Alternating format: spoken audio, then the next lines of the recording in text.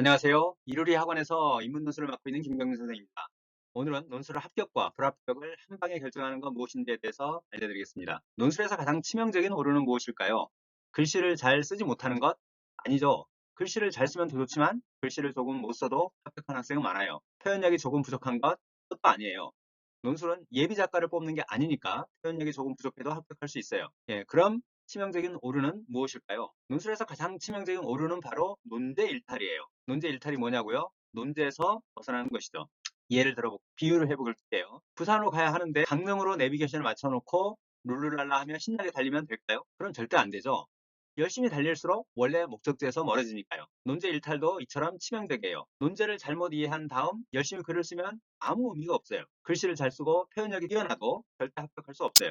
기출문제를 한번 살펴볼게요. 가바는 성과를 내기 위한 두 가지 접근 방법에 관한 가바를 두 유형으로 분류하고 요약하시오 라고 했죠. 대부분의 학생은 가바를 읽어보고 제시문들이 성과를 내기 위한 두 가지 접근 방법으로 전문화를 다루고 있다는 점은 잘 파악해요. 그러면 다 제시문, 융복합에 해당할까요? 전문화에 해당할까요? 이 꽃의 아름다운 색깔과 저 꽃의 근사한 잎모양을 지닌 꽃을 탄생시켜야지 라고 왼쪽에서 생각했죠. 융복합을 생각한 거예요. 그런데 오른쪽을 보면 엉뚱하게 실패한 거예요. 그럼 융복합을 잘 해보려고 하다가 실패했으니까 이걸 융복합으로 분류할 수 있을까요?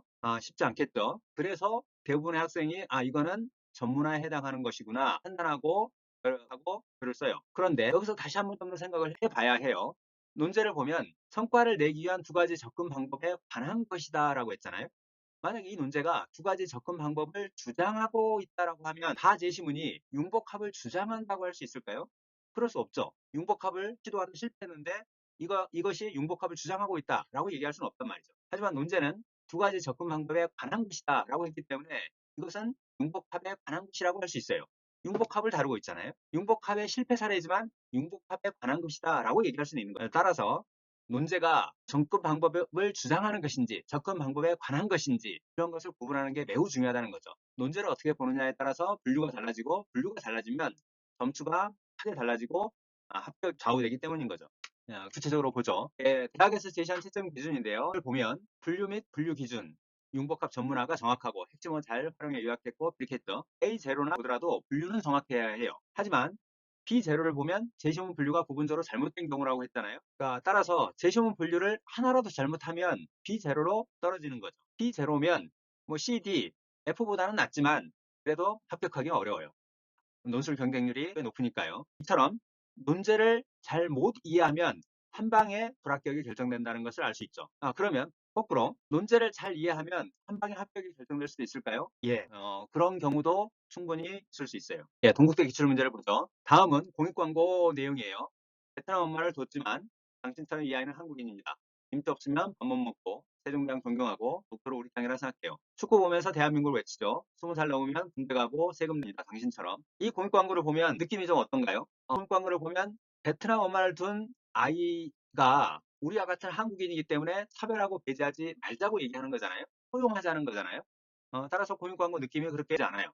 따라서 이 논제를 보면 가나 제시문을 이용해 위에 공익 광고에 담긴 우리 사회가 다문화 사회를 바라보는 시선을 비판하시오 얘기를 했는데 그리고 가제시문은 다문화 사회 장점이고 나는 자민족 중심주의 비판인데 대략 어떤 방향으로 쓸 수 있을 것 같나요? 나 제시문에서 말한 자민족 중심주의의 관점에 서면 안 되고 다문화 사회의 장점을 살릴 수 있는 방향 취해야 하는데 우리 사회는 다문화 사회를 지금 배제하고 차별하려고 하기 때문에 그래서는 안 된다는 것이구나 쓰기가 쉽겠죠. 따라서 공익광고를 지지하면서 그 다민족 중심주의를 비판하는 방식으로 글을 쓸 가능성이 많다는 거죠.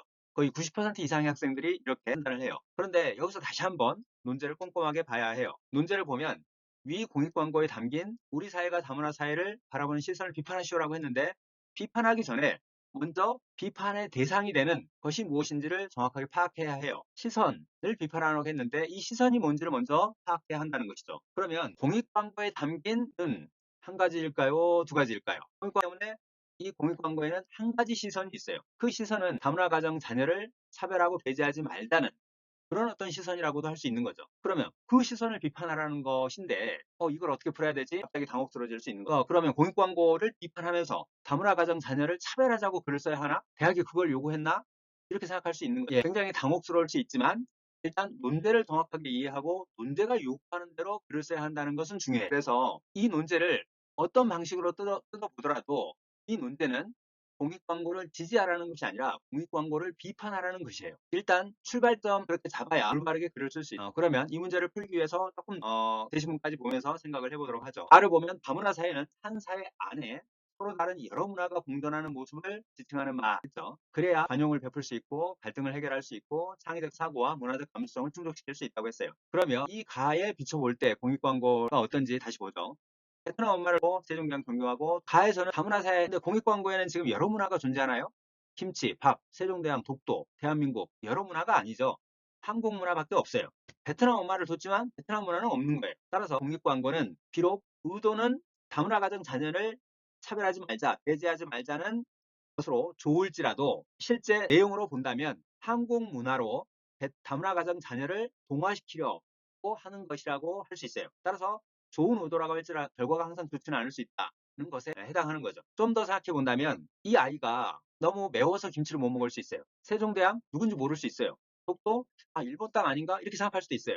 축구 보면서 베트남을 지지하고 뭐 프랑스를 이겨라 프랑스가 이겨라 이렇게 얘기할 수도 있어요. 그러면 그 아이는 한국인이 아니라고 할 건가요? 이런 문제가 생긴다는 것이죠. 그래서 그러니까 이 공익광고는 베트남 아이를 감싸자는 취지를 갖고 있다고 할지라도 를 강조하면서 그 문화 동의하지 않는다면 그 문화에 동화되지 않는다면 의도와 무관하게 배제할 수 있다는 한계가 있다는 것이죠. 그걸 비판하라는 거예요. 가에 따르면 다문화 사회 긍정적 측면이 관용을 베푼다는 것인데 이런 동화주의 관점에서는 관용을 베풀기 어려워요. 그리고 갈등도 제대로 해결하기 어려워요. 그리고 창의적 사고도 어려워요.